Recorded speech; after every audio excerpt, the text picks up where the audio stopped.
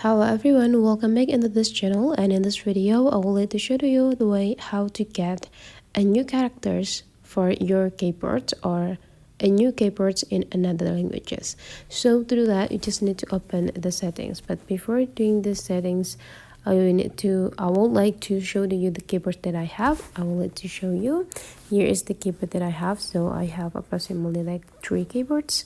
So this one is for Indonesian keyboards. I have also the mobile banking keyboards. This is for the English. And yeah, that's it. So I think I will let to add another keyboard. So you just need to go back into your home screen, and right after that, open your settings. In the setting, you just need to like scrolling down until you found the general, and right after that, you need to like scrolling down again until you found keyboards. And after that, go click them.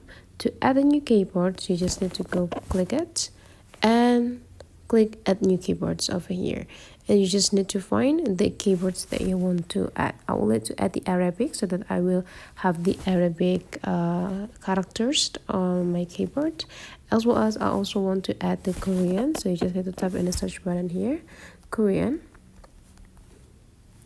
and then you just need to click them.